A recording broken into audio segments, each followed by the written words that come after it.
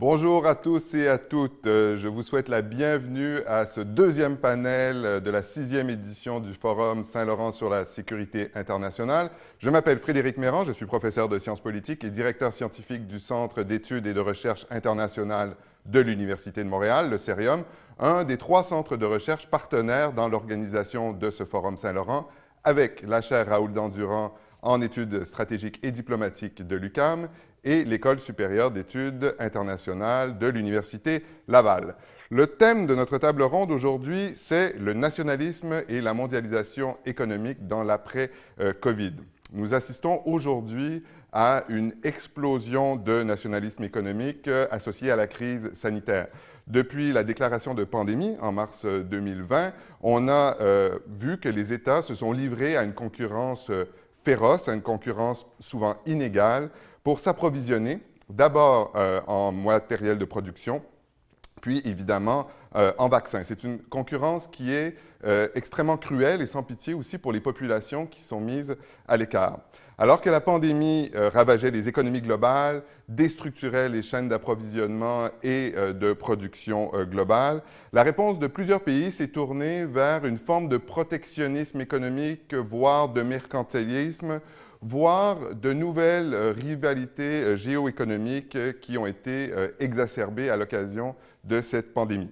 Alors, la mondialisation que nous connaissons aujourd'hui, depuis 30 ans bientôt, connaît-elle un nouvel ensemble de risques politiques? C'est la discussion que nous allons avoir avec nos 3 panélistes que je vous présente dès maintenant. D'abord, Tania Sologoub, responsable des pays émergents et des risques géopolitiques au groupe financier Crédit Agricole, l'une des principales banques françaises. Bonjour Tania Sologoub. Bonjour. Philippe Lecor, qui est chercheur associé à la Fondation pour la recherche stratégique en France, mais également à la Harvard Kennedy School et au Carnegie Endowment for International Peace aux États-Unis. Bonjour Philippe Lecor. Bonjour Frédéric, bonjour à tous. Et Zakaria Sorgo, chercheur au Centre d'études pluridisciplinaires sur le commerce et les investissements internationaux, le CEPSI, de l'Université Laval, mais également à la Fondation pour les études et recherches sur le développement international en France. Bonjour Zakaria Sorgo. Bonjour Philippe. Alors je précise à notre auditoire que cet événement est en direct et que vous pourrez soumettre des questions au bas de votre écran pendant nos échanges ou vers la fin de ces échanges. Notre modérateur en sélectionnera quelques-unes que je poserai ensuite en votre nom à nos panélistes. Alors, je me tourne pour entrer dans le vif du sujet, d'abord vers Tania Sologoub. De votre perchoir dans un groupe bancaire, vous avez dû élaborer pendant la COVID une quantité de scénarios qui ont été les uns après les autres, j'imagine, bousculés par l'évolution de la pandémie et par ses conséquences économiques, sanitaires et politiques. Comment avez-vous vu le risque politique évoluer en temps réel, d'une certaine manière, depuis le début de la pandémie? J'aime bien la notion de perchoir, Frédéric, c'est un petit peu ça. Je vais la réutiliser. Bon, bonjour à tous et à toutes et merci pour cette invitation. Effectivement, alors l'idée générale, c'est vraiment pour introduire et cette vision de la banque, c'est d'abord qu'on a eu la sensation de vivre une tendance qui n'était pas tant un problème de rupture que d'une accélération, paradoxalement, de beaucoup de mouvements.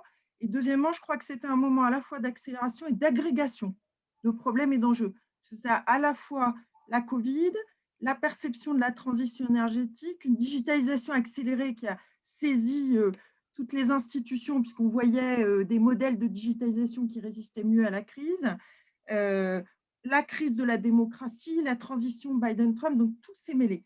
Je voulais ressortir juste quelques idées, puisqu'on a dit pas faire trop long, hein, mais en intro, vue de la banque.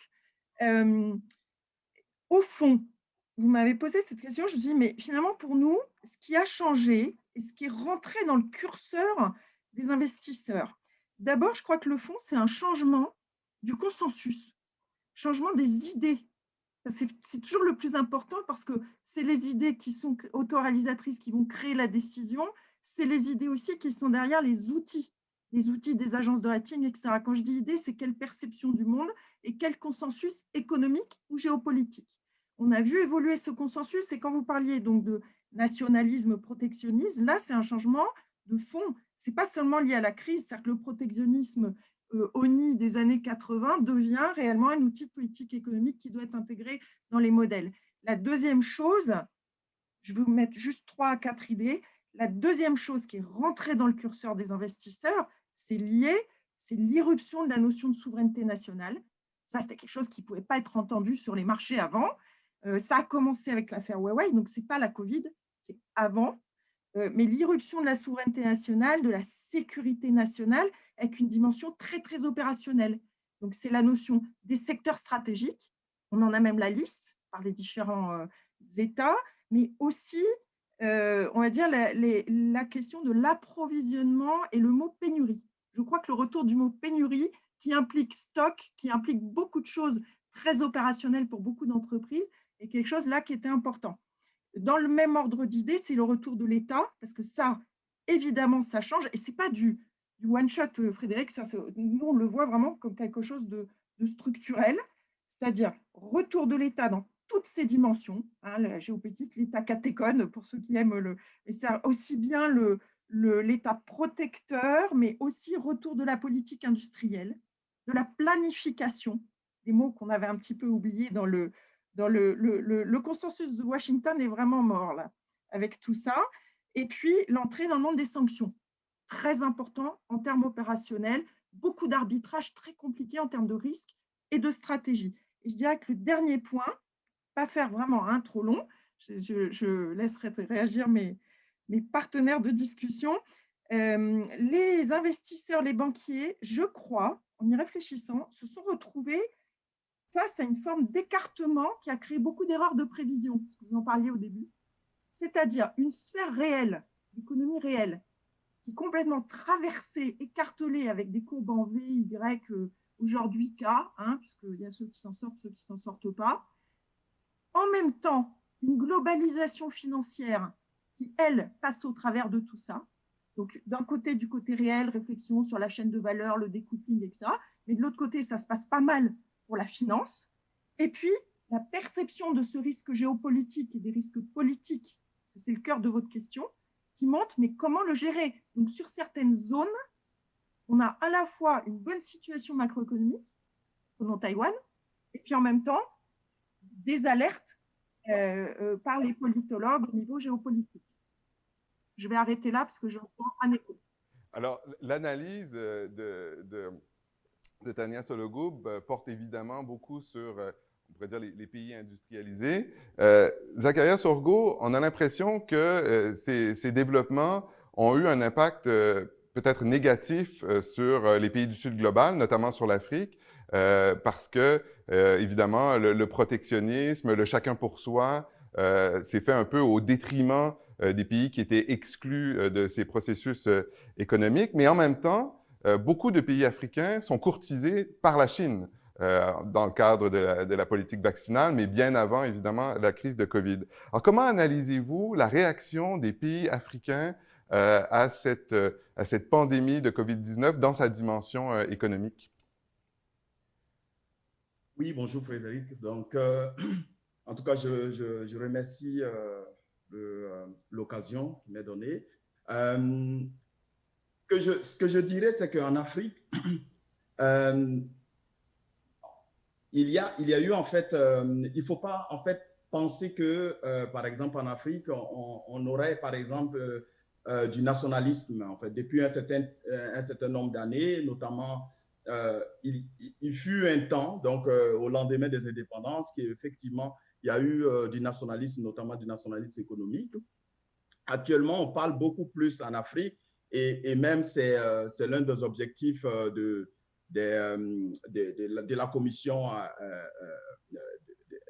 africaine, donc de l'Union africaine, c'est effectivement de parvenir à ce qu'on appelle du régionalisme, donc, ou du moins de l'africanisation, africanisme si on prend le discours effectivement de la société civile. Donc, quelque part, c'est cela en fait qui a amené à la création effectivement d'un marché unique qui est rentré en vigueur en janvier passé, donc la ZLECAf, donc la zone de libre-échange continentale africaine. Et ce qu'il faut comprendre, c'est que je ne pense pas qu'il y aurait vraiment de la démondialisation en Afrique. Je pense simplement qu'il y aurait de la restructuration. Il y aurait un effet restructurant sur le rapport que l'Afrique a de la mondialisation. Pour trois raisons. La première raison, c'est tout simplement la question de la maîtrise, donc la très grande vulnérabilité des pays africains face à certains secteurs, notamment l'approvisionnement en produits alimentaires et puis deuxièmement en produits sanitaires, donc matériel sanitaire. Ce qu'on a constaté effectivement, c'est que dans la première vague, au moment où il y avait la psychose générale, l'Afrique s'est rendue compte qu'effectivement, elle était très vulnérable quand il y a des chocs aussi planétaires que la COVID-19. Et donc, à ce moment, simplement un chiffre, c'est que au niveau des mesures qui ont été prises, on comptabilise 645, par exemple, mesures qui ont été prises par des pays pour seulement les deux secteurs, le secteur alimentaire et le secteur sanitaire. Ce qui fait que, du coup, il y a eu comme une espèce de forte vulnérabilité, comme je l'ai dit, et l'Afrique, qui est majoritairement importateur net de produits alimentaires et de produits sanitaires, s'est trouvé là, en fait, quelque part démuni. Et deuxième aspect, c'est un aspect beaucoup plus géopolitique, c'est qu'effectivement, la solidarité internationale ayant pris un coup, ou du moins mise à mal par ces aspects donc, de nationalisme vaccinal et bien avant de concurrence de portefeuille, on va dire ainsi, parce que l'Amérique de Trump a concurrencé, même si des tarmacs directement pour dérouter certains matériels sanitaires vers les États-Unis. Ce qui s'est passé, c'est que l'Afrique s'est automatiquement réveillée en se disant, mais ah ben, tiens, tout ce sur quoi on comptait de la solidarité internationale, ben, c'est peut-être le moment de se rendre compte que ça ne tient pas tant que ça solide. Et là, c'est là que effectivement la Chine a joué un rôle. Donc, dès le départ, lorsqu'il y avait des pénuries, la Chine, de façon les autorités politiques chinoises et même les autorités, donc les entreprises privées, notamment la fondation de Jack Ma, donc du groupe Alibaba, ils ont effectivement diligenté des millions de masques en Afrique. Tout cela, en fait, a donné une impression que la Chine a effectivement eu une vision de soutien envers effectivement la vulnérabilité africaine. Et donc, à mon avis, cet aspect n'est pas anodin dans le sens où la Chine conforte effectivement sa position comme étant un partenaire qui va au-delà des intérêts économiques, d'après effectivement sa politique envers effectivement l'Afrique. Et les Africains ont compris en cela, peuvent comprendre du moins en cela la bonne foi de la Chine et ça pourrait effectivement engendrer par la suite en fait une certaine flexibilité ou une certaine sensibilité envers effectivement la politique chinoise qui est beaucoup plus proche depuis un certain temps.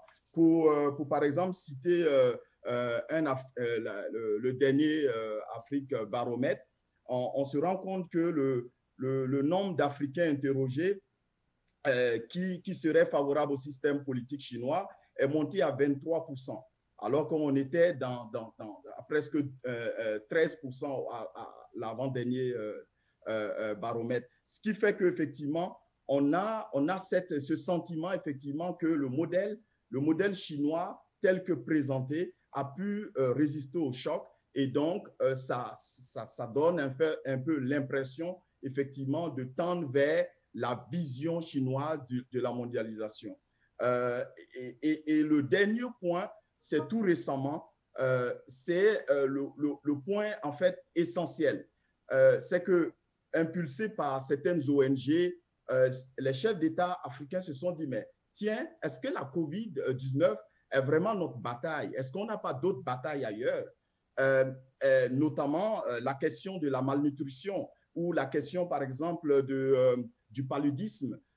Pour juste rappeler, le paludisme fait 500 000 morts chaque année en Afrique. Et puis, quand on prend la question aussi de la malnutrition, on est quasiment, selon les dernières estimations du PAM, on peut s'attendre à 265 millions de personnes. C'est pessimiste, mais cela remet en perspective vraiment la question, est-ce que vraiment la COVID-19 est notre bataille, ou bien nous sommes vraiment en train de se tromper de combat. Donc, je pense que l'après-COVID donnerait en fait en tout cas les deux premières leçons pourraient en fait impacter assez considérablement le rapport de l'Afrique envers la mondialisation. Oui, on reviendra sur ces enjeux parce que de la même manière que Tania Sologoum nous dit qu'il y a des tendances qui préexistent la pandémie, il y a évidemment des tendances qui sont parallèles à la pandémie et qui sont tout aussi importantes. Mais j'aimerais d'abord qu'on passe un peu plus de temps sur votre deuxième point en m'adressant à Philippe Lecor. Vous travaillez depuis longtemps sur la Chine, sur la montée de la Chine. On peut dire que l'année 2020 est l'année où plus personne ne doute de l'importance de ce pays sur la scène internationale. La Chine semble être le grand gagnant sur le plan sanitaire, mais surtout sur le plan économique, peut-être aussi sur le plan diplomatique et symbolique de cette crise. En même temps, on sent un raidissement très fort de la part non seulement des États-Unis, où ça avait déjà commencé sous Donald Trump, mais également de l'Union européenne. Et on l'a vu dans le premier panel du Forum Saint-Laurent lundi dernier aussi, dans un certain nombre de pays de l'Indo-Pacifique. Il y a même certains observateurs qui parlent d'une nouvelle guerre froide. Est-ce que c'est une expression qui a un sens pour vous, Philippe Lecor? Oui, bonjour Frédéric et bonjour à tous. Merci de m'avoir invité. Alors moi, je pense que la guerre froide, ça correspond à une période bien précise de la relation entre l'Union soviétique et les États-Unis, principalement entre, disons, le monde occidental et l'Union soviétique.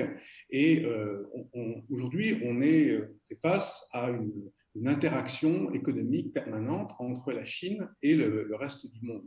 Donc, il n'y a pas de bloc économique, il n'y a pas de bloc socialiste comme il pouvait y en avoir, tout simplement parce qu'il n'y a plus beaucoup de pays socialistes, à part la Chine, la Corée du Nord et Cuba, et que la Chine a besoin du reste du monde parce que la Chine est devenue le chantre de la mondialisation dont on parlait au début, et on le disait, hein, c'est aussi l'un des vainqueurs si je puis dire, de cette pandémie, dont l'origine est quand même également est partie de Wuhan en Chine. Il ne faut pas non plus l'oublier. Et elle essaye d'ailleurs de le faire oublier autant que possible. Donc je dirais que ce qui est intéressant aujourd'hui, c'est effectivement, vous le disiez, on a eu sous la période de Trump une accentuation, je dirais, de l'animosité entre la Chine et les États-Unis, avec un discours, avec un narratif américain beaucoup plus ferme que ce qu'on connaissait, avec un écho également en Europe, d'une certaine manière au Canada et en Australie, par rapport au fait que finalement, j'en reviens à ce que disait Zakaria, le système chinois Moi, je ne parle pas de modèle, je ne pense pas que ce soit vraiment un modèle. Si les Africains le perçoivent comme tel, c'est parce que c'est aussi un succès économique. Mais le modèle politique chinois, il est unique. Le Parti communiste chinois, il ne cherche pas d'ailleurs à faire du prosélytisme, mais il est en tout cas, il reflète à la fois cette année, hein, c'est le 100e anniversaire du Parti communiste chinois, hein, mais c'est d'abord un parti de combat qui a obtenu le pouvoir suite à une guerre civile et à la montée en puissance de ce parti. Et l'année prochaine, il y aura le 20e anniversaire, le 20e congrès du Parti communiste chinois. Alors évidemment, en Occident, ce régime est devenu un peu un concurrent, hein, non pas parce que c'est un concurrent politique, mais parce que la Chine est devenue à la fois un géant diplomatique, un géant militaire, avec des tensions, notamment en Indo-Pacifique, on disait, et puis surtout un géant économique. Et c'est là que les États-Unis, ou disons l'Amérique du Nord et l'Europe ont beaucoup en commun, mais n'arrivent pas à définir une vision commune vis-à-vis de la Chine. Pourquoi ? Parce que finalement, l'Europe n'a pas le hard power des États-Unis, surtout en Asie, et l'Europe a des intérêts à défendre également au niveau économique. Et là, on en vient à la question que beaucoup d'européanistes étudient, c'est celle de l'autonomie stratégique de l'Europe et le fait que l'Europe doit pouvoir exister sans pour autant en référer aux États-Unis lorsqu'elle parle de la Chine. Vous vous souvenez peut-être que notamment Emmanuel Macron, quand il était allé à Washington, il avait proposé à Donald Trump à l'époque de travailler ensemble sur la question chinoise. Il s'était fait remercier assez brutalement par le président américain qui lui avait dit non, je vais traiter moi-même la question chinoise, puis après je traiterai la question européenne, qui est tout aussi grave, à mon avis, que celle de la question chinoise. Aujourd'hui, on est d'accord sur les constats, le fait qu'il y ait des problèmes de propriété intellectuelle, de cybersécurité, le fait que ce qu'on appelle l'accès au marché en Chine n'est pas suffisant, et le fait qu'il y a ce qu'on appelle les aides d'État, hein, on parlait de Huawei tout à l'heure, mais il y a beaucoup d'autres entreprises d'État qui investissent de par le monde avec l'aide des banques chinoises, des fonds chinois et tout simplement de l'État chinois. Donc ça, c'est un sujet qui concerne tout le monde, des deux côtés de l'Atlantique, mais également dans le reste du monde, parce que finalement, la Chine utilise des outils qui ne sont pas ceux des démocraties libérales. Et j'en viens à la question soulignée tout à l'heure par rapport à l'Afrique, qui me semble très intéressante, c'est-à-dire que la perception de la Chine en Afrique est plutôt positive à l'issue de ces disons, 14 mois de Covid-19. Or, en Occident, je pense que c'est le contraire. Pourquoi ? Parce que finalement, d'une part, je passe sur l'historique des origines de cette pandémie, mais il y a eu aussi ce qu'on appelle alors, la diplomatie des masques. Aujourd'hui, c'est la diplomatie des vaccins, dont on pourra dire un mot. On a l'impression que la Chine, certes, ressort vainqueur de cette bataille, parce que c'est vrai qu'il y a très peu de cas, hein, par rapport à l'Inde notamment, qui est vraiment le cas dont tout le monde parle en ce moment, concernant le Covid-19. Mais la Chine, en même temps, a un petit peu manipulé l'opinion et a essayé d'utiliser le fait qu'elle donnait des masques, ou qu'elle vendait des masques, ou qu'elle donnait des vaccins, ou qu'elle vendait des vaccins. Et donc, finalement, ça, plus la répression qui s'abat sur les Ouïghours, sur les Tibétains, sur les gens de Hong Kong, tout ça participe d'une image de la Chine qui n'est pas positive dans les opinions publiques occidentales. Les médias, d'ailleurs, s'en font l'écho. Et on a cette question très grave des sanctions dont Tania parlait, je crois, et vous savez que d'un côté, les Européens ont cet accord sur les investissements, mais en même temps, il y a eu des sanctions contre des officiels chinois pour les répressions auxquelles je faisais allusion. Et donc, l'Europe est un petit peu entre deux feux, entre un accord d'un côté et puis des sanctions de l'autre, alors que les États-Unis ont peut-être une attitude beaucoup plus ferme, beaucoup plus unilatérale, et peut-être les moyens de mettre en place cette politique. Et d'ailleurs, cet accord sur les investissements que l'Union européenne avait négocié il y a seulement quelques mois, en décembre 2020, on apprenait ce matin dans les médias que le processus de ratification est suspendu pour l'instant, notamment en raison des difficultés avec la Chine. Ça m'amène à poser une question, à la fois, je pense, à Philippe Lecor et à Tania Sologoub, sur le possible découplage entre l'économie chinoise et le reste du monde. Depuis une vingtaine d'années, on a eu l'impression qu'il y avait une intégration très forte de ces économies. Et vous avez tous les deux mentionné le cas Huawei, dont on a évidemment beaucoup parlé au Canada en raison de l'arrestation de 2 Canadiens, les 2 Michaels en Chine, suite à l'arrestation de la vice-présidente de Huawei ici au Canada. Est-ce que vous voyez, à la faveur de la pandémie de COVID-19 ou pour d'autres raisons, est-ce que vous voyez 2 économies mondiales évoluer en parallèle, une plutôt portée, disons, par l'espace transatlantique et l'autre plutôt par la Chine, ou est-ce que vous pensez qu'on va quand même continuer à aller vers une intégration toujours plus poussée de ces économies à l'échelle planétaire? Peut-être en commençant par Tania, quel est votre point de vue là-dessus? Alors, je voulais aussi réagir à ce qui a été dit avant, du coup, mais je vais répondre à la fin parce que il y avait vraiment des questions importantes. D'abord, la notion de guerre froide. Bon, d'abord, on est au milieu du gué de cette crise, donc elle n'est pas encore finie. Et les effets de perception et de narratif, le terme qui a été employé par Philippe, sont effectivement très importants, de récit. C'est très important, par exemple, aussi sur les marchés financiers. C'est important parce que c'est autoréalisateur.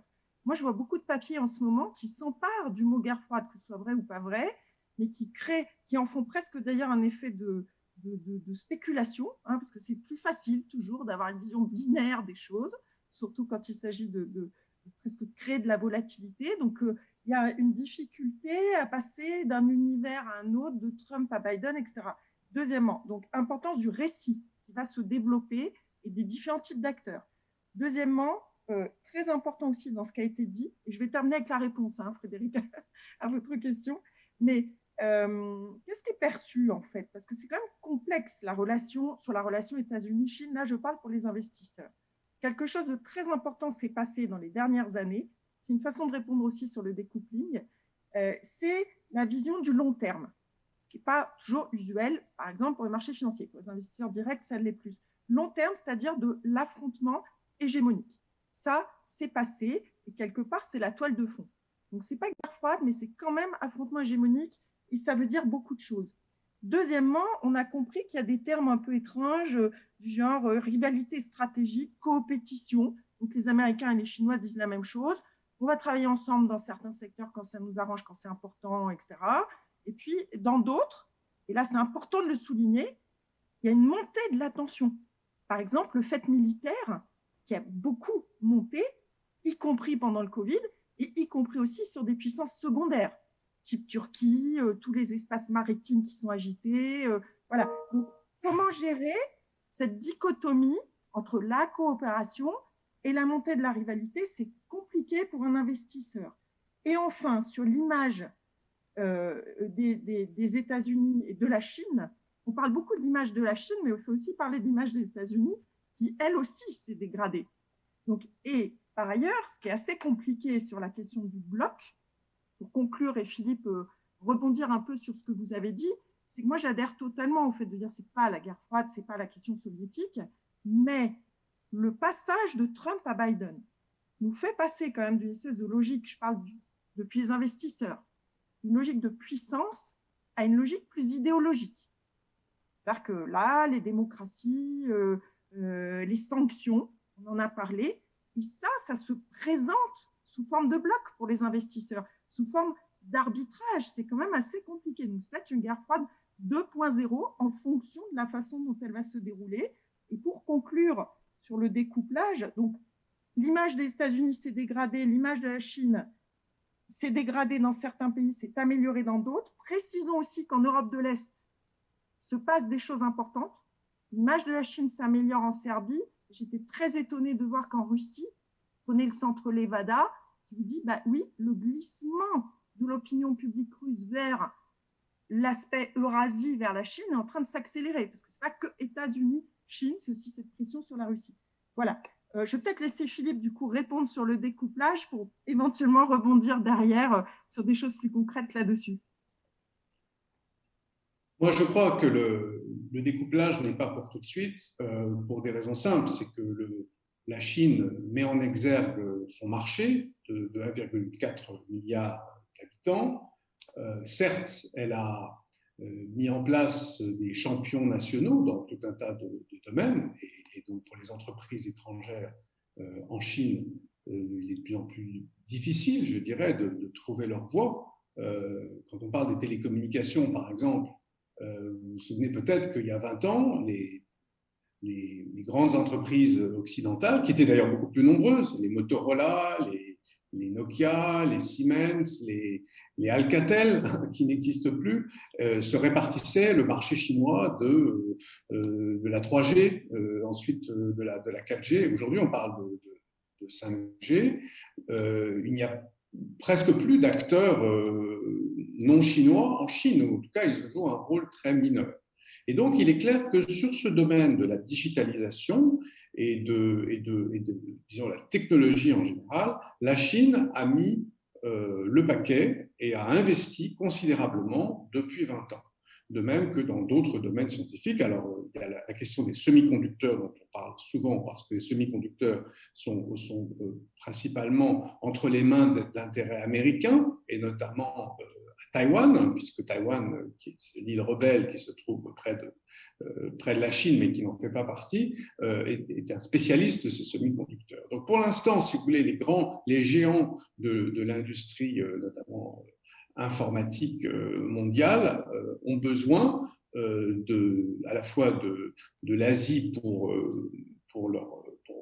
fabriquer notamment les semi-conducteurs, mais aussi pour essayer d'utiliser le marché asiatique qui, malheureusement pour eux, se ferme. Donc c'est plus un lieu de production que d'exportation, même si Apple continue à avoir une partie du marché, etc., en Chine. En revanche, il y a un phénomène qui est celui aussi disons de la multiplication des investissements chinois, notamment dans le digital dans le monde, et le vœu de groupes comme Alibaba ou Tencent de devenir des géants internationaux, y compris en faisant du e-commerce dans tous les pays du monde. Ce qui, évidemment, concurrence directement les Amazon et autres, mais en même temps présente un risque, notamment pour la sécurité des données, pour la sécurité des personnes. Donc là, on en revient au sujet des valeurs et des intérêts.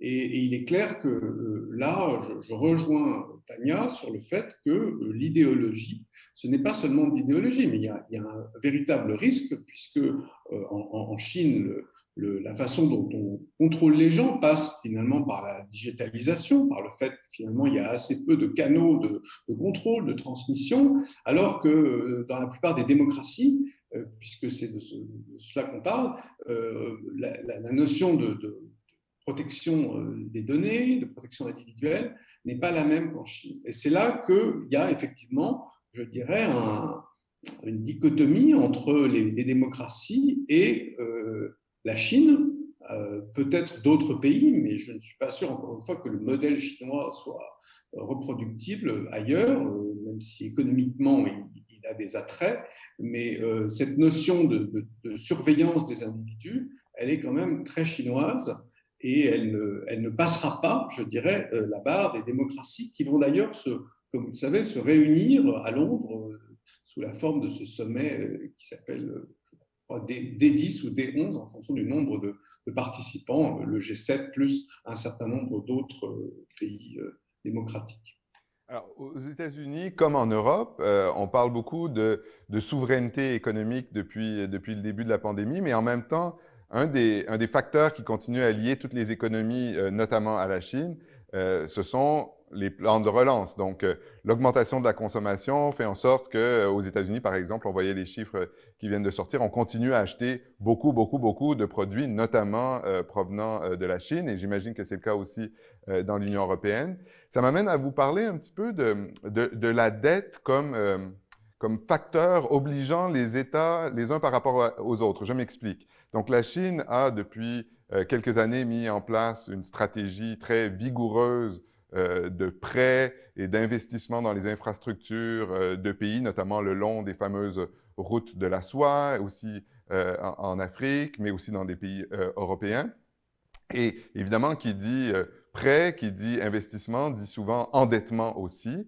Et depuis la crise de la pandémie de COVID-19, évidemment, les États, y compris occidentaux, y compris ceux qui ne participaient pas à ce genre d'initiative, se sont énormément endettés aussi pour financer les plans de relance et puis surtout d'absorption du choc qu'a constitué la crise sanitaire. Alors, je vais me tourner maintenant vers Tania Sologo et Zaccaria Sorgo pour vous demander un petit peu comment vous voyez le rôle que va jouer la dette dans les relations économiques au cours des prochaines années. Peut-être en commençant avec vous, Zaccaria, sur le cas des pays du Sud global.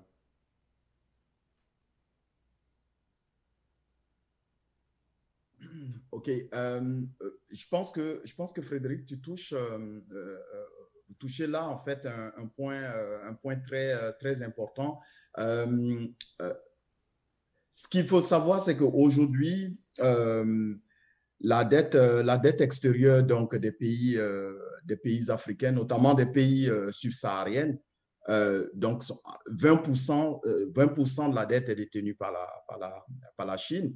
Et on se rend compte que 40% des créances donc, africaines sont chinoises.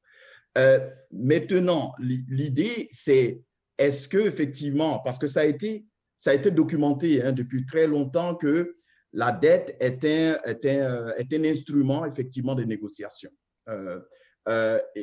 Et ça fut le cas en fait depuis très longtemps avec effectivement la dette publique avec les pays occidentaux. Aujourd'hui, est-ce que la Chine l'utilise? Il y a très peu d'études qui confirment effectivement cela en montrant qu'effectivement la Chine utilise la dette effectivement comme, entre guillemets, moyen de négociation. Toutefois, il faut savoir que la Chine aujourd'hui, c'est quasiment 400 millions d'habitants, 400 millions de Chinois qui sont dans la classe moyenne chinoise. Donc, aujourd'hui, la Chine est le plus grand dépositaire de brevets au monde. Donc, la Chine est en pleine mutation. Donc, quand on rentre dans la logique du commerce international, il faut savoir que la Chine, qui fut jadis, j'allais dire, l'usine du monde, la Chine aujourd'hui est en train effectivement de muter vers ce qu'on appelle un pays, en tout cas, de forte valeur ajoutée, donc industrialisé, entre guillemets. Et donc, la Chine cherche aujourd'hui des partenaires ou produits, effectivement, ou délocaliser sa chaîne de production, donc à faible valeur ajoutée. Ce qui fait qu'aujourd'hui, la Chine se retrouve à négocier effectivement avec certains partenaires et idéalement, les pays africains en font partie. Est-ce que nous sommes en train ici comment on appelle ça, d'assister à une mutation, donc à un transfert de la charge donc de production ou du moins du rôle de production du monde que la Chine faisait vers les pays comme des pays africains? Peut-être. Mais ça, il faut juste se dire que la Chine, le regard envers la Chine aujourd'hui de plusieurs pays, de plusieurs observateurs occidentaux est un peu erroné dans le sens où on voit toujours la Chine comme étant comment on appelle ça, l'usine en fait du monde, alors qu'il y a une mutation qui est entamée et il y a une mutation qui est en cours. Maintenant, en ce qui concerne la dette, je pense qu'effectivement, dans la logique de la présence chinoise, ou du moins, et là, je vais rebondir sur ce que Tania disait tantôt, c'est que Tania, en fait, mettait en exergue la question des risques dans les investissements. Il faut savoir que ce qui est important ou prioritaire pour les pays occidentaux, notamment les questions de droits de l'homme, les questions de respect de la vie privée, n'est pas forcément la réalité africaine. En ce sens où, lorsque la Chine investit en Afrique, la Chine ne voit pas à court terme, ce qui est le cas de beaucoup d'investisseurs européens et occidentaux.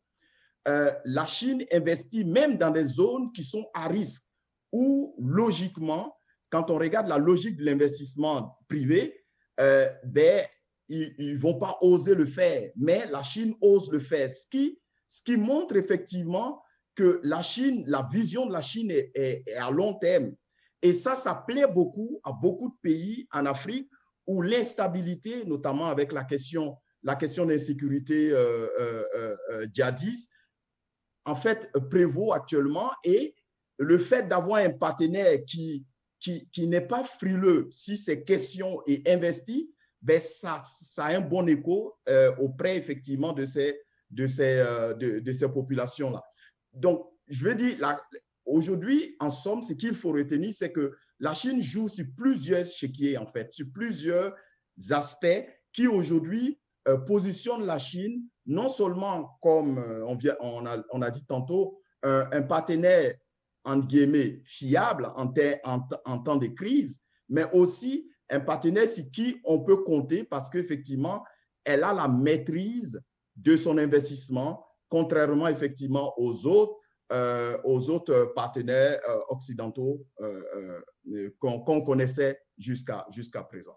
Cette question de la prise de risque dans les relations internationales est très intéressante et j'aimerais qu'on y revienne tous les trois dans quelques minutes. Mais d'abord, Tania Sologoub, j'aimerais que vous répondiez à ma question. Donc évidemment, l'endettement des pays du Nord n'est pas attribuable aux prêts chinois pour l'essentiel. Et il a marqué un retour aussi de la politique monétaire, de la politique budgétaire dans des États comme le Canada, l'Union européenne et les États-Unis. Est-ce que ça va changer pour vous les relations économiques à l'échelle mondiale au cours des prochaines années? Bon, alors, il y a plein de choses. Je vais aussi reprendre des points de Zakaria qui sont vraiment très intéressants. Je précise quelque chose dans ce que j'ai dit tout à l'heure, qu'il n'y ait pas d'ambiguïté. Quand je parlais de la question de l'investisseur face à la question des droits de l'homme et des sanctions, c'est un petit peu horrible à dire, mais c'était pour dire une position objective et neutre. C'est-à-dire, je parlais de ça au sens potentiel que cette politique des droits de l'homme qui est en train de monter, c'est le potentiel de fragmentation en bloc du monde, avec des investisseurs qui vont se retrouver écartelés dans des choix à faire. Ce n'est pas une opinion personnelle, mais simplement pour montrer ça.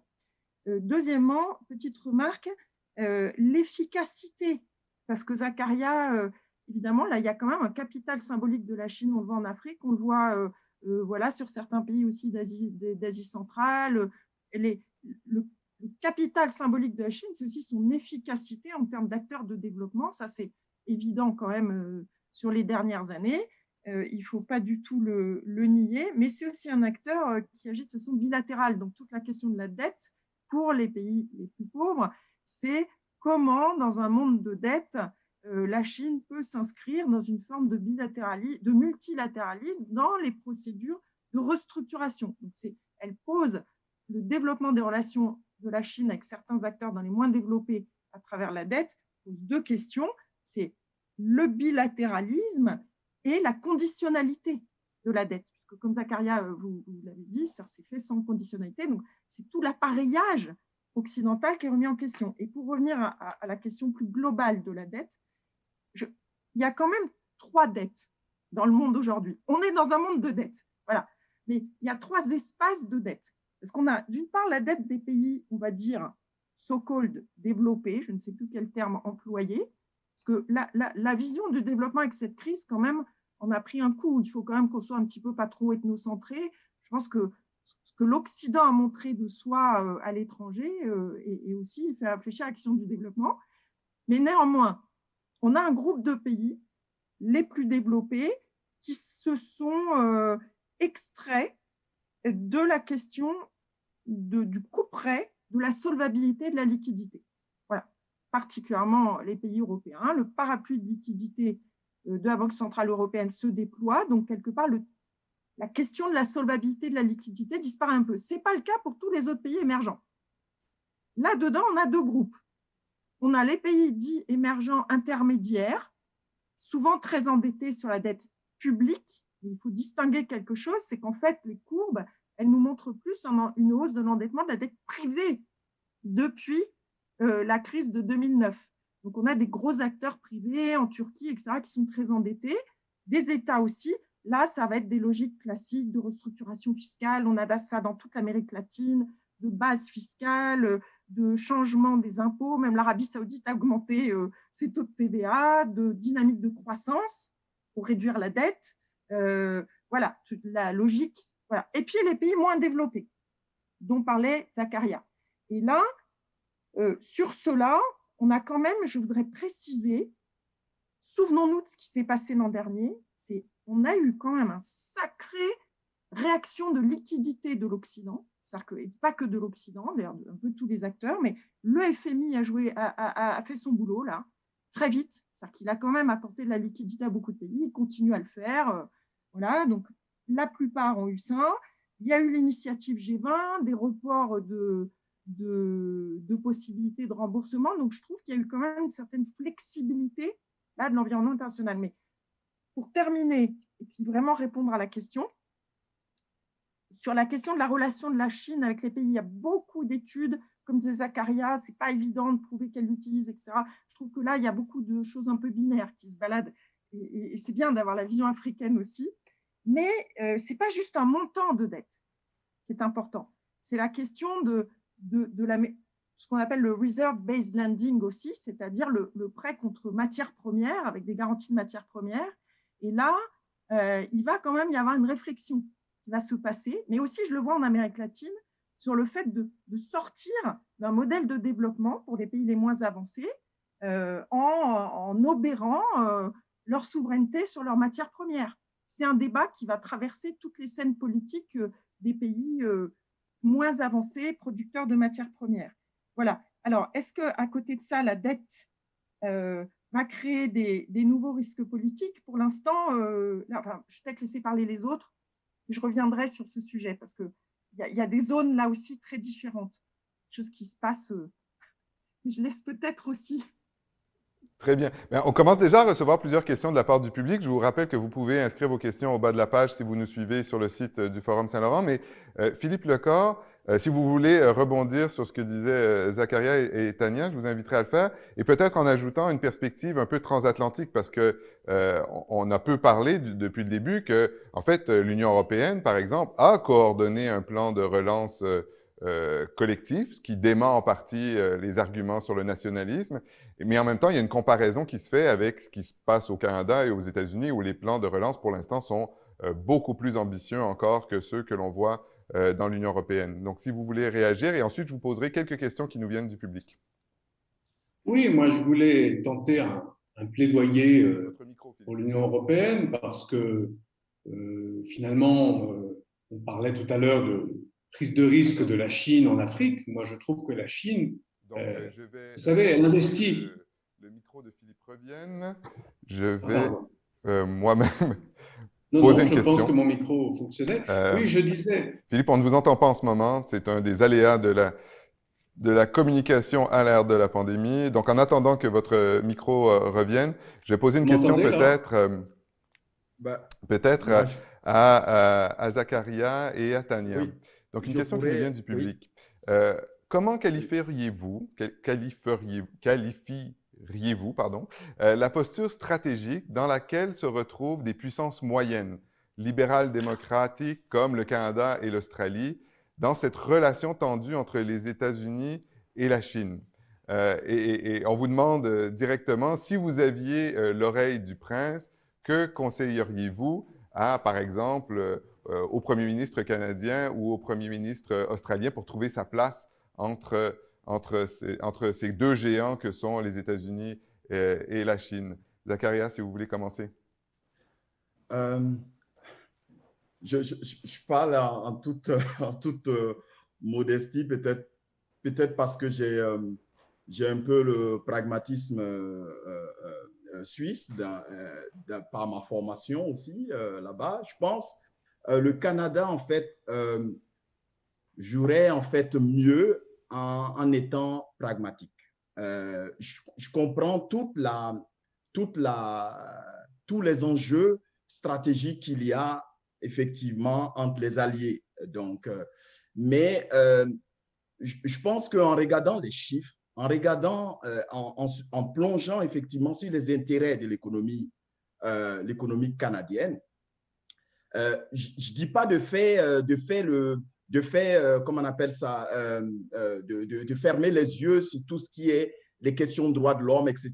Ce sont des valeurs qui sont chères au Canada et je pense que ça vaut la peine de effectivement insister. Mais l'offensive, pour moi, l'offensive n'est pas quelque chose de constructif. Ça, si je prends par exemple, comme je disais tantôt, la diplomatie suisse, oui, la Suisse s'installe comme étant un pays neutre, mais je pense qu'on peut un peu apprendre tout en négociant effectivement, en discutant sur les questions, les aspects de droits de l'homme, mais sans pour autant rentrer effectivement dans les questions offensives. Je pense que le Canada aujourd'hui ne devrait pas automatiquement prendre parti des États-Unis parce qu'on a vu effectivement les choses qui changent beaucoup aux États-Unis et le Canada a un rôle à jouer, un rôle de médiateur, un rôle où effectivement le Canada peut tirer profit des deux bords sans pour autant faire le deuil de ses valeurs qui, je le rappelle, ce sont des valeurs essentielles, mais pas effectivement de rentrer comme étant le bras, le prolongement du bras américain. Ça, c'est mon point de vue sur effectivement ces aspects-là. Je vous remercie, Zakaria, de ramener la Suisse dans cet espace francophone qu'est le Forum Saint-Laurent sur la sécurité internationale. Alors, je crois que la communication a été rétablie avec Philippe Lecor, si vous voulez poursuivre ce que vous disiez, qui peut s'inscrire d'ailleurs dans notre discussion sur aussi le rôle des puissances moyennes par rapport aux géants chinois, américains, mais aussi européens. Philippe Lecor. Oui, tout à fait. Je voudrais tenter un plaidoyer en faveur de l'Union européenne parce que c'est vrai qu'on parle de la Chine qui aurait réussi, qui serait visionnaire, qui aurait effectué les investissements dans les bons secteurs, etc. Moi, je crois que les investissements chinois, ils sont faits à la fois d'opportunisme et de stratégie. Donc, il y a beaucoup d'opportunités et parfois la Chine les saisit, parfois elle ne les saisit pas. En Afrique, elle travaille pour ses intérêts, comme le font tous les États. Elle construit parfois des stades et des palais présidentiels qui ne lui sont pas directement utiles économiquement, mais qui lui sont utiles politiquement. Et il est clair que sur les télécommunications, dans ce secteur clé, la Chine a beaucoup d'intérêt et voit le marché africain, par exemple, comme le marché de l'avenir. Elle n'est pas la seule. Mais donc ça, je voulais le souligner. Par ailleurs, la Chine, pour continuer là-dessus, a investi dans un certain nombre de pays européens et a tenté, comme je le disais en préambule, de s'attirer les bonnes grâces d'un certain nombre de publics occidentaux et européens, y compris d'ailleurs dans les Balkans, y compris en Europe de l'Est, y compris en Grèce, en Italie, dans toutes sortes de pays.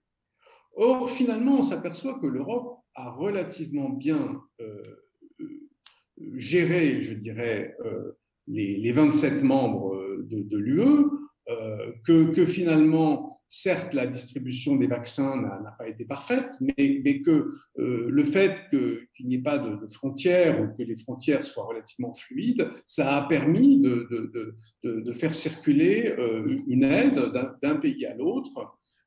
Et que finalement la Chine, elle est apparue, elle a médiatisé sa présence, parfois en faisant beaucoup de propagande, parfois en attaquant certains pays. Par exemple, le site de l'ambassade de Chine à Paris s'est mis à prendre pour cible les EHPAD, vous savez, les établissements qui accueillent les personnes âgées en France, d'une façon totalement éhontée.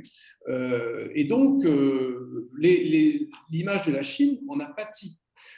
En revanche, l'Union européenne, d'ailleurs, je crois qu'un article du journal Le Monde en parlait récemment, finalement, elle tient toujours Et on s'aperçoit que dans un monde d'incertitude et de risques, une entité qui est capable de gérer une crise comme celle-là, y compris d'ailleurs à travers cet ensemble de mesures économiques et sociales. Vous savez qu'en France, par exemple, les écoles n'ont quasiment pas été fermées, les entreprises se font aider, vous avez le chômage partiel, vous avez tout un tas de choses qui ont été mises en place. Pendant ce temps-là, si vous voulez, la Chine apparaît quand même comme un acteur extérieur qui aide les pays quand ça l'arrange, pas en fonction de leurs intérêts à eux. Et donc, bon, la Serbie peut-être et la Hongrie ont utilisé un certain nombre de vaccins chinois, mais ils ne disent pas non aux vaccins européens et au financement des fonds européens. Alors, Tania Sollogoub, je serais curieux d'avoir votre point de vue là-dessus, oui. Oui, parce que je crois qu'il faut vraiment préciser, hein, en fait, c'est très, très difficile d'être, comment dirais-je, de ne pas être trop excessif ou binaire, puis de bien surveiller chacun de... C'est-à-dire que moi, je ne vois pas du tout la Chine comme un acteur, un investisseur visionnaire, hein, Philippe, pour reprendre vos propos. Donc, par exemple, tout à l'heure, quand j'ai dit il y a une forme d'efficacité, en tout cas, qui est apparue comme telle pour certains pays africains, et enfin, Zakaria en parlera beaucoup mieux que moi, c'était plutôt sur la question de l'investissement en infrastructure avec toutes les réserves d'efficacité de ces investissements. Enfin, voilà, c'est des débats qui traversent le monde économique depuis 10 ans. Et puis, efficacité aussi dans la question de sa propre lutte contre la pauvreté. C'est vraiment en toute nuance, hein. Je ne suis pas en train de dire un plaidoyer pro-chinois, loin de moi, cette idée. Deuxièmement, la Chine a aussi ses propres problèmes d'équilibre de croissance en sortie de crise. C'est-à-dire qu'on n'a pas beaucoup parlé de ça, mais là, au moment où les États-Unis, avec leur plan, vont nous faire quelque chose qui risque d'ailleurs peut-être éventuellement de ressembler à de la surchauffe, on verra. La Chine, elle, entre dans un rééquilibrage où elle a beaucoup de difficultés, puisqu'elle a une offre et un investissement qui sont très dynamiques, et puis une croissance qui peine aussi, une demande des ménages qui peinent aussi à redémarrer. Donc, elle a ses propres problèmes de rééquilibrage, ce qui peut peser aussi sur sa stratégie à l'extérieur, sa stratégie d'investissement, etc. Et sur votre question, donc je voudrais juste essayer d'être nuancée. Puis, moi, je me place du côté économie, géopolitique, objectif. Sur la question des acteurs intermédiaires. Alors ça, c'est vraiment quelque chose d'intéressant. J'ai la sensation que ça a bougé beaucoup et très vite dans les mois à la fois de Covid, mais surtout d'intermédiaires entre Trump et Biden. Et je voudrais quand même rappeler, parce qu'il y a un effet de loupe sur la relation États-Unis-Chine qui parfois qui est réelle parce qu'elle est structurante. Mais il ne faut pas oublier qu'on parlait aussi de triangle stratégique avant avec la Russie, même si c'est une puissance faible, plein de points de vue économiques, c'est une puissance assez forte géopolitiquement, ne serait-ce que par sa position, on le sait tous, eurasiatique. Donc là, on a un enjeu et cet aspect offensif-défensif dont parlait Zakaria est vraiment très, très important. Parce que quand je disais tout à l'heure, attention, parce que le fameux virage eurasiatique de Poutine, qu'il a d'ailleurs eu beaucoup de mal à mettre en place lui-même, qui était plutôt un échec dans sa zone, est en train d'être accéléré par l'effet sanction des Occidentaux. Donc, d'un point de vue géopolitique, simplement, c'est quelque chose qu'il faut qu'on surveille. Et puis, beaucoup de puissances intermédiaires qui ont bougé et qui créent à la fois des risques. C'est-à-dire quand même, il s'est passé des mouvements très importants de la Turquie, le Caucase, on a eu la Méditerranée s'allume dans le curseur des zones à risque, quelque chose autour de la Turquie vraiment à étudier, qui est compliqué pour l'Europe. Jusqu'où, là aussi, ça pose des questions de sanctions, des questions d'équilibre de sanctions. Je ne sais pas ce qui va se passer, simplement je parle en termes d'observateurs.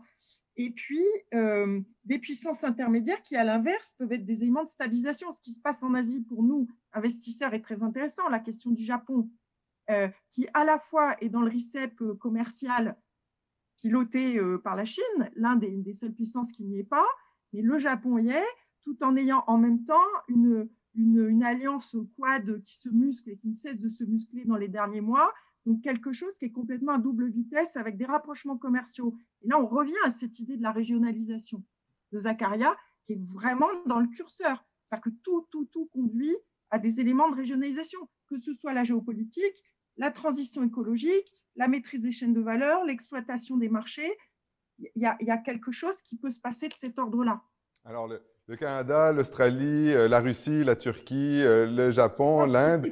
Pour compléter notre tour du monde, je vais vous poser une question qui nous provient peut-être d'Amérique latine et qui porte toujours sur la Chine, mais à partir de l'expérience qu'ont vécu des pays comme le Brésil et le Chili. La question est la suivante. Le manque de transparence de la Chine pendant la pandémie risque-t-il de jouer contre ses ambitions? À titre d'exemple, la révélation de l'efficacité moindre du vaccin chinois au Brésil et au Chili a été censurée en Chine même. Et ça me fait penser un petit peu à un texte qu'avait écrit l'ex-premier ministre australien Kevin Rudd cet été dans Foreign Affairs, dans lequel il disait « On a tendance à penser que la Chine est en train de l'emporter sur les États-Unis ou l'inverse, mais le résultat, ce sera peut-être en fait un jeu à somme négative, c'est-à-dire que peut-être à la fois la Chine et les États-Unis vont pâtir dans leur influence à cause de la pandémie. » Comment vous voyez la possibilité d'un espèce de retour de flamme, finalement, que cette stratégie très affirmée que l'on a vue de la part de la Chine depuis surtout le mois de mars 2020 se retourne contre elle? Peut-être en commençant par Philippe Lecor. Oui, moi je pense que le taux de réussite des vaccins chinois joue effectivement contre les intérêts de la Chine, sachant que dans ce pays, le taux de vaccination est de toute façon très inférieur à beaucoup de pays du monde, notamment les États-Unis et l'Europe. Et d'ailleurs, c'est un risque sérieux pour l'avenir de la reprise économique mondiale, puisque si la Chine n'est pas vaccinée, sachant que les liaisons ne sont pas rétablies entre la Chine et le reste du monde, il est quasiment impossible de prendre un avion pour la Chine ou pour soi dans le monde. Il faut passer par de nombreuses étapes. Mais aujourd'hui, si la Chine n'est pas vaccinée, eh bien, les risques de variants sont importants et donc la Chine, du coup, on va aller vers ce découplage dont vous parliez, Frédéric. En revanche, il y a un aspect quand même important à souligner, c'est le fait qu'effectivement, aux États-Unis, vous avez maintenant une vision très sino-sceptique et bipartisane à Capitol Hill entre les républicains, bien entendu, qui sont en train de s'embarquer derrière la bannière de Donald Trump dans leur majorité, et puis des démocrates qui, avec Nancy Pelosi, avec l'équipe de Biden, y compris Tony Blinken et Kurt Campbell, qui est le monsieur Asie de l'administration, à finalement avoir des opinions très tranchées, très critiques vis-à-vis du système chinois. Alors en même temps, vous avez eu une tentative à propos du climat récemment, donc Xi Jinping a été convié à cette réunion virtuelle organisée par les États-Unis il y a 2 semaines, donc ça va dans le sens de l'anti-guerre froide, je dirais. Mais en même temps, bon, sur tout un tas de sujets, il est clair que la Chine est un empêcheur de tourner en rond. Et il y a peu de choses finalement qui vont faire s'asseoir à la table de négociation les démocraties et la Chine. Sauf si, alors moi je dois dire, assez inquiet pour les 18 prochains mois, parce qu'effectivement, on a un certain nombre d'échéances en Chine, à commencer par le 100e anniversaire du parti, le 20e congrès, les Jeux olympiques d'hiver. Toutes ces choses, si vous voulez, sur le plan domestique, sont essentielles pour le régime chinois, qui va tenter de rallier encore davantage sa population, qui est de toute façon derrière le parti, dans sa majorité. Il ne faut jamais l'oublier, ce n'est pas un parti tout seul. Il y a des moyens de communiquer, même s'il n'y a pas de voix à la dissidence, surtout en ce moment. Mais je pense, si vous voulez, que la Chine va continuer à se raidir. Et que du coup, l'Occident aussi. Et là, c'est là qu'on a un risque, effectivement, d'affrontement, de la poursuite de l'affrontement idéologique, sans aller jusqu'à un affrontement militaire. Mais les bruits de bottes ne sont jamais très loin, dans le détroit de Taïwan notamment. Ah, vous avez évoqué, Philippe Lecor, les changements climatiques. Et justement, c'est le secteur où on parle toujours d'une possible coopération entre les États-Unis, l'Europe et la Chine, malgré toutes les tensions dont nous avons parlé. En même temps, avant la pandémie de COVID-19, on peut dire que c'était le sujet qui était au sommet de l'agenda international. Il a pris un peu, disons, de recul à la faveur de la crise, mais le défi reste tout aussi important que jamais. C'est un défi qui est encore plus considérable que la gestion de la crise pandémique. Comment voyez-vous la capacité rapidement, dans les prochaines années, des grandes puissances à collaborer efficacement pour combattre les changements climatiques, mettre en place un régime international qui fonctionne et qui nous permette d'atteindre les objectifs du protocole de Kyoto et de l'accord de Paris? Oui, Tania. Effectivement, pardon. Tania et ensuite Philippe. Pardon. Oui, parce que je voulais aussi rebondir sur cette question d'équilibre des puissances et qui était développée par Philippe, c'est-à-dire que ça nous renvoie à notre histoire de guerre froide du début, parce qu'on dit c'est pas la guerre froide, mais on a un discours de guerre froide et d'escalade, et on sent bien quelque chose de voilà, tout en ayant quand même un rétablissement des canaux de communication, ce qui est très important, la différence aussi entre Trump et Biden. Mais moi, je crois quand même que on est dans une situation qui est un petit peu figée, et ça renvoie à l'écologie, hein, Frédéric. On est dans une situation qui est un petit peu figée en termes de puissance. C'est-à-dire qu'on a d'abord les deux grandes puissances qui sont, alors nonobstant le plan de Biden et la réforme, etc., mais qui sont aussi affaiblies. Par ailleurs, avec les mêmes problèmes, c'est-à-dire que la montée des inégalités, quand on regarde le tableau des inégalités de l'école d'économie de Paris, finalement, les trois puissances, États-Unis, Russie, Chine, ils ont à peu près tous aussi ce problème d'inégalité. Donc, c'est quelque chose qui traverse le monde, mais c'est figé en termes de puissance parce qu'il y a trop d'imbrication, parce que les États-Unis tiennent le monétaire et l'éducation top level, mais la Chine monte sur beaucoup d'autres facteurs de puissance. Donc, dans la mesure où c'est figé, il y a aussi cette histoire de rivalité stratégique, de coopétition, et par ailleurs, une poussée générationnelle. Moi, je pense que le gros événement qui arrive et qui conduit à une forme de traité de Westphalie, peut-être aussi sert de quelque chose qui peut se tisser, c'est ce changement générationnel des millennials qui arrivent avec leurs exigences worldwide, parce que quand on fait une conférence à Hong Kong, à Pékin, à Moscou ou en Occident, c'est les mêmes jeunes avec les mêmes préoccupations. Si je peux me permettre, et je suis très fière de mes étudiants là-dessus, c'est-à-dire qu'ils sont en train de faire monter cette question de la transition énergétique. Donc, de toute façon, là, il y a une poussée des populations, quel que soit le type de régime. C'est ça qui est intéressant, c'est la perception du bien commun, là, qui transgresse quelque chose. Donc, et d'ailleurs, il y a un très, très bon papier d'Indien là-dessus, l'ancien président de la Banque centrale indienne, qui parle à la fois de la question écologique et du rôle de la communauté aussi, du local, le bien commun, les commons. J'arrête là-dessus. Philippe Lecor, vous vouliez répondre? Oui, donc juste un mot sur le climat. Il est clair que l'accord de Paris a été un moment important, avec la quasi-totalité des pays qui se mettaient autour d'une table et se mettaient d'accord sur un plan, disons, général sur la réduction des émissions de carbone, mais y compris d'ailleurs la Chine et les États-Unis, les deux principaux pollueurs de la planète, on peut dire. Mais évidemment, le retrait des États-Unis sous l'administration de Trump a été un camouflet terrible pour cette situation, avec un certain nombre de théories conspirationnistes sur le climat aux États-Unis. Enfin, on entend encore ça régulièrement de la bouche de certains Américains, certains républicains, commentateurs et autres. Maintenant, la Chine a un petit peu surpris tout le monde également en proposant de la neutralité carbone d'ici 2060. Donc, c'est un objectif que Xi Jinping s'est donné en septembre dernier. Il l'a fait par anticipation, je dirais, de l'élection américaine, qui a été finalement remportée par Joe Biden. Joe Biden, qui est un grand défenseur de la lutte contre le changement climatique et qui a nommé John Kerry comme envoyé spécial pour le climat, qui s'est d'ailleurs rendu en Chine et qui a donc réussi à convaincre la Chine de participer à ce sommet.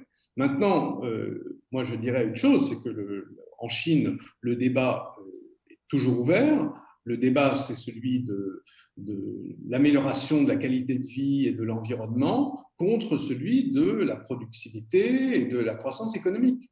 Et vous avez un certain nombre de responsables politiques chinois dans les provinces qui continuent de dire que la Chine ne peut pas se permettre de ne pas continuer à construire des usines et à utiliser des usines de charbon. Donc, si vous voulez, certes, les milléniums, ils pensent à un certain nombre de choses, et le climat, c'est un sujet en Chine, mais en même temps, le parti qui veut continuer à être populaire en Chine, eh bien, il ne va pas fermer les usines et il va, autant que faire se peut, continuer à augmenter sa croissance économique, voilà, un peu partout dans le pays pour qu'il n'y ait pas de mécontentements sociaux. J'ai ici une question. Ah oui, c'est clair. Hein. Frédéric. Oui, Zacharia. Oui.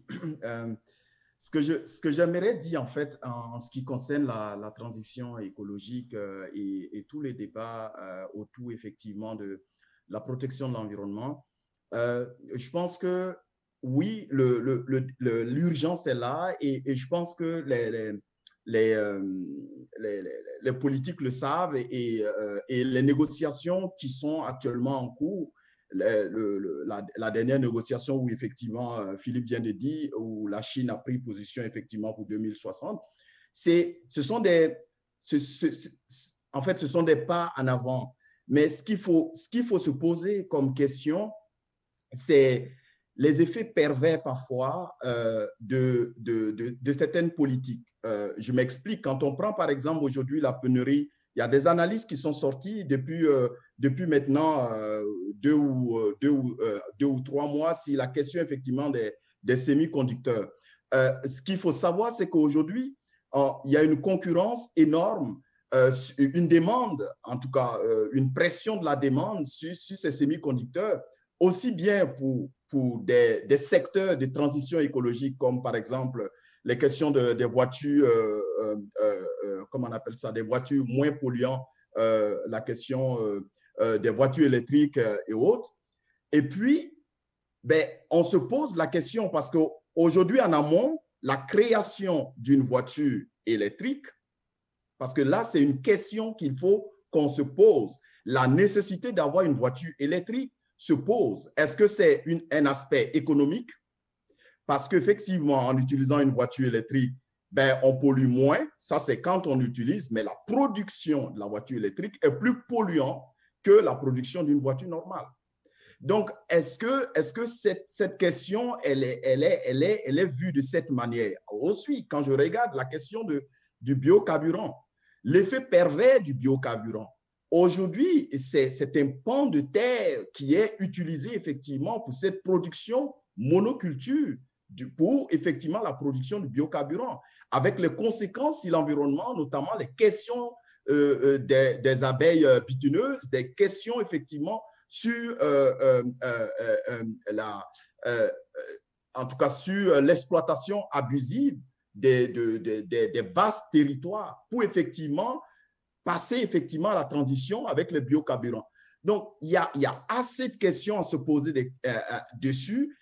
Bien entendu, il y a une urgence climatique, mais il faut s'asseoir et puis se poser la question, est-ce que notre mode de consommation est durable, est soutenable? Qu'est-ce qu'on a vraiment besoin pour pouvoir effectivement avoir une vie respectueuse de l'environnement, mais aussi avoir une économie viable? C'est effectivement cela, pour ne pas qu'il y ait effectivement des effets pervers, comme je l'ai dit. Et puis, j'aurais aimé revenir, si possible, sur la perception qu'il y a aujourd'hui en Afrique sur un point qui est passé tantôt que j'aimerais effectivement revenir, notamment dans la société civile. On sait très bien tous les plans de relance qu'il y a eu, parce que Tania parlait de la question de relance, et même Philippe aussi en a brossé, la question de financement. Quand on regarde le nombre de milliards qui pleuvent actuellement donc, au niveau des pays occidentaux, on se pose des questions. Et aujourd'hui, cette question est reprise du moins par des ONG et la société civile en Afrique qui se posent des questions. Regardez, depuis des années, on demande des financements, par exemple, je passe par exemple tout dernièrement de l'appel des Nations Unies pour lutter effectivement contre la malnutrition qui demande 4,4 milliards de dollars. Et les 4,4 milliards de dollars pour juillet, ben, ça ne vient pas. Et quand on prend le cas, par exemple, on prend le cas du paludisme, simplement pour acheminer le matériel, donc tout ce qui est moustiquaire, le matériel antipaludéen, dans des zones reculées. Effectivement, comme je vous dis, il y a 500 000 morts chaque année de paludisme. On demande un financement simplement pour atteindre ces objectifs de 5,6 milliards. Et aujourd'hui, il n'y a que 3 milliards qui sont rentrés, comparé à ce qui est fait chaque jour dans les pays occidentaux pour financer effectivement.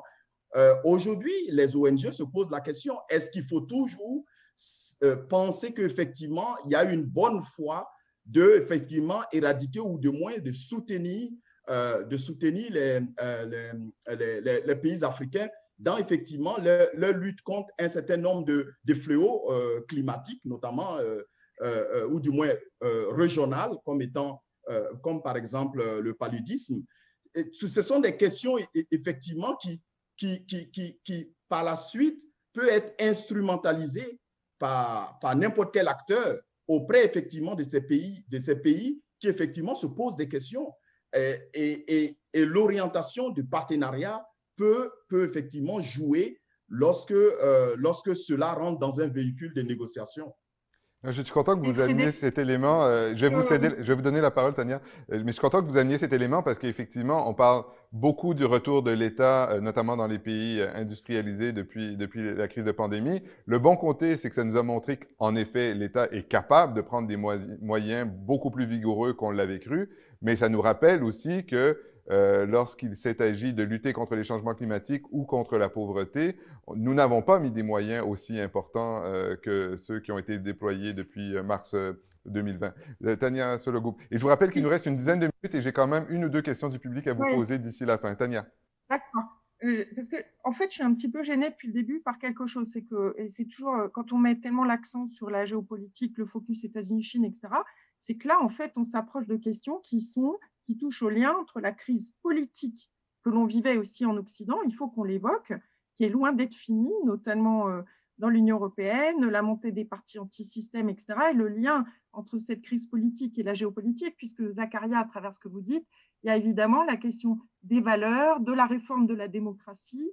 Quand je dis millennials ou que je parle de mes étudiants, c'est d'ailleurs pas par idéalisme ou affection de prof, mais c'est parce qu'il y a un aspect de choc politique qui arrive générationnel et qui va toucher beaucoup de pays. En plus, avec certains pays à tendance autoritaire qui peuvent avoir des hommes forts qui arrivent un peu avec une forme de fin de règne. Et pour revenir à ce que disait Zakaria, c'est que pour moi, l'enjeu principal de tout ça, c'est vraiment aussi au niveau de l'Occident, la capacité à sortir de notre propre crise politique, notamment pour l'Europe, d'affirmer des valeurs et trouver une bonne place géopolitique, puisqu'on nous parle de notre fameuse commission géopolitique, etc., qui ne sera pas purement atlantiste, mais qui sera quelque chose, enfin, de cette identité européenne qui arrive à coupler à la fois la réponse aux partis anti-système, parce que ce n'est pas seulement une crise binaire, c'est une demande des populations de réforme de la démocratie, et ça ne date pas de la crise de 2009, ça fait 30 ans qu'on a… Voilà. Alors, les bonnes nouvelles, c'est que les gens recommencent à voter, notamment les jeunes. Dans les indicateurs clés de la désaffection du politique et de la crise de légitimité politique qui date depuis les années 70, pointé par Hannah Arendt à l'époque, les rapports des Nations Unies, c'était le fait de ne plus voter, d'ouvrir un espace dans lequel se sont engouffrés les partis anti-système. Donc, tout ça, c'est aussi au cœur du positionnement géopolitique et des choix qui vont être faits, Zakaria, par rapport à ce que vous évoquiez aussi, dans notre rapport aux autres puissances. Donc, je pense qu'il ne faut pas découpler les deux et que là, l'Europe a vraiment un moment d'affirmation de soi très, très important. De ne pas se laisser non plus enfermer dans cette géopolitique extrêmement structurante, mais binaire aussi, de la relation États-Unis-Chine. Et je rappelle, c'est deux puissances aussi en difficulté, en déclin, toutes les deux. Alors, j'ai plusieurs questions du public et il y en a une que je tiens absolument à vous poser parce qu'elle me rappelle mes études de sciences politiques et la lecture de Maurice Duverger qui, dans les années 60, nous expliquait qu'il y aurait un rapprochement des systèmes soviétiques et capitalistes vers quelque chose qui ressemblerait à de la social-démocratie, si ma mémoire est bonne. Et j'ai ici une question qui me semble être dans le même esprit que j'adresserai en premier à Philippe Lecor et puis évidemment Zakaria, Tania, si vous voulez y répondre, vous êtes les bienvenus. Diriez-vous que la Chine utilise les méthodes et outils normalement pratiqués par l'Occident, liberté d'entreprendre et économie de marché, et que, inversement, les pays occidentaux s'inspirent de plus en plus des politiques interventionnistes et de planification? En d'autres termes, est-ce qu'on assiste, à certains égards, à une forme de convergence dans les pratiques entre, par exemple, la Chine et les pays occidentaux, Philippe Lecor? Vous savez que le général de Gaulle avait pratiqué les nationalisations après la Seconde Guerre mondiale en 1945. Donc, ça n'est pas en France. Il y a une tradition en matière de renationalisation. François Mitterrand l'a fait aussi également. Non, je pense franchement qu'on ne peut pas parler de convergence de cette façon parce que le système chinois, c'est un peu l'État parti. Donc, le parti contrôle l'ensemble des structures étatiques chinoises, il contrôle l'armée. Et en ce qui concerne les entreprises, vous savez qu'il y avait un premier ministre qui s'appelait Zhu Rongji il y a une vingtaine d'années, qui avait fait en sorte de réformer les entreprises d'État chinoises et qui allait un petit peu vers une américanisation de l'économie chinoise. Aujourd'hui, vous voyez ce qui s'est passé avec Alibaba, avec d'autres grandes entreprises chinoises qui ont pris finalement plus de pouvoir que le parti le souhaitait en Chine et sont devenues d'une certaine manière plus populaires, plus influentes que le Parti communiste chinois, ce qui n'est pas possible dans le système actuel, qui est celui de la dictature du Parti communiste chinois. Par conséquent, si vous voulez, les entreprises privées n'ont pas la place qu'elles devraient avoir en Chine. Et d'ailleurs, c'est un débat important au sein des élites chinoises qui ne s'expriment peut-être pas publiquement, mais ils s'expriment dans les bons réseaux. Quant à l'Occident, je parlais de la France tout à l'heure, mais il est clair que ces plans économiques et ces plans d'aide qui ont été mis en place, ils le sont en réaction à la pandémie. Je pense qu'il n'est pas question pour l'instant de remiser le capitalisme aux oubliettes. Et que l'entrepreneuriat, au contraire, va être encouragé et qui va petit à petit reprendre sa place. Tania, Zakaria, est-ce que vous avez un point de vue? Zakaria, d'abord. Ce que je dirais, effectivement, je ne pense pas, effectivement, qu'il y aurait une transformation, comme je l'ai dit au début, un rapatriement, effectivement, d'un certain nombre de secteurs, même si, effectivement, dans la période post-pandémie, on verra effectivement une mer, en tout cas beaucoup plus d'interventionnisme politique, économique du terme, pour effectivement générer une certaine souveraineté sur certains secteurs. Mais je ne pense pas effectivement que depuis les années 80, avec toute l'internationalisation aujourd'hui, la question de la production ou du moins des créations des unités de production dans un pays donné n'est plus dans la main vraiment de l'État. C'est vraiment dans la main des sociétés. Ce sont les sociétés qui décident qu'est-ce que je délocalise où, comment je m'intègre. Et donc, le choix de ces entreprises, le choix en fait est dépendant de la différence qu'il y a en termes de loi sur l'environnement, le fiscal, etc., etc. Et donc, l'État, pour faire appel à ces sociétés, devrait effectivement jouer sur certains secteurs pour pouvoir en fait, faire appel à ces sociétés-là. Donc, je ne pense pas effectivement qu'il y aurait une grande transformation en ce qui concerne la création des entreprises en Occident ou en tout cas en Europe ou aux États-Unis. Mais là où effectivement les entreprises vont estimer qu'ils ont effectivement un avantage comparatif, à ce moment-là, on aurait effectivement comme la question de recherche et développement, les hautes technologies innovantes.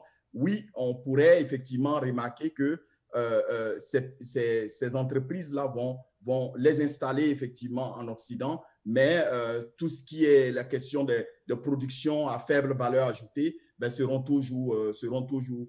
Toutefois, les entreprises vont tirer leçon effectivement du nombre de fournisseurs pour effectivement juguler ou du moins amoindrir le risque de rupture de stock. Je pense que les entreprises vont un peu jouer si effectivement ils vont diversifier les zones de fourniture. C'est ce que je pourrais dire de ça. Tania? Oui, sur la question du système. Moi, j'ai envie de citer Max Weber, hein, les premières pages de l'esprit du capitalisme, parce que enfin, ça fait quand même longtemps qu'on sait que il y a des poches le capitaliste aventurier existe partout, donc voilà. Deuxièmement, j'avais aussi envie de citer Amartya Sen, c'est juste pour répondre, pour dire voilà, la démocratie des autres. Il y a aussi des poches de démocratie locale dans beaucoup de régimes partout dans le monde. Donc, troisièmement, pour conclure aussi, enfin pour dire quelque chose d'important en termes de système, c'est qu'il n'y a pas de démocratie pure. Là, moi, on a tous les travaux de Rosan-Vallon, etc. C'est-à-dire qu'il ne faut quand même pas qu'on se place dans une posture on est surtout dans un monde, et je trouve que là, la Covid a montré beaucoup de choses, c'est cette question des régimes hybrides, des modèles hybrides. C'est-à-dire qu'on sait qu'il y a le modèle singapourien, on enlève le mot modèle. Il y a énormément de régimes hybrides. Maintenant, je pense que tous les régimes ont le même questionnement qui les traverse, c'est la question de l'efficacité institutionnelle que la Covid nous met vraiment sous le nez. Efficacité institutionnelle, efficacité de la gouvernance, capacité, donc chaque régime, voilà, le régime capitalisme d'État, il réagit d'une certaine façon, nous d'une autre. Il y a des travaux de l'OCDE là-dessus qui le montraient depuis longtemps, hein, le problème de la déconnexion entre le centre du pouvoir, la prise de décision, le rapport aux collectivités locales. Ça fait longtemps que l'OCDE pointait un risque institutionnel et d'efficacité de gouvernance. Et je voudrais conclure sur quelque chose de très important, sur cette convergence des modèles, en ayant reprécisé l'hybridité,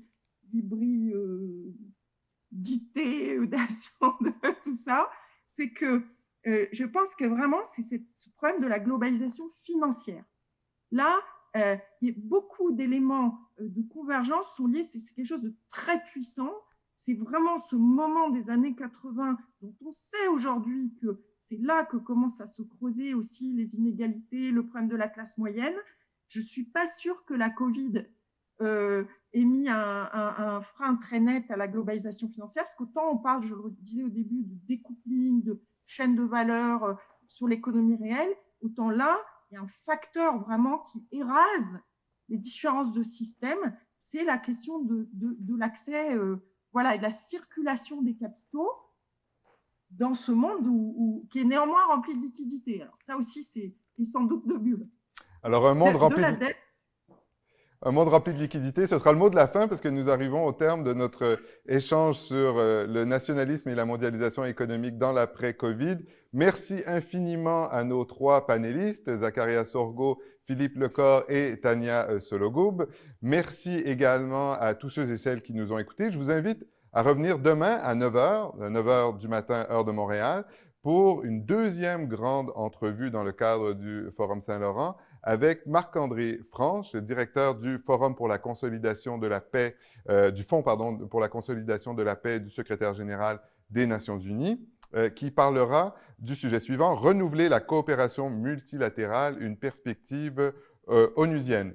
Rendez-vous également à 13h demain après-midi pour une deuxième table ronde étudiante du Forum Saint-Laurent. Et vous pouvez vous inscrire à toutes ces activités et consulter les nombreux produits que nous avons mis sur notre site web fsl.québec.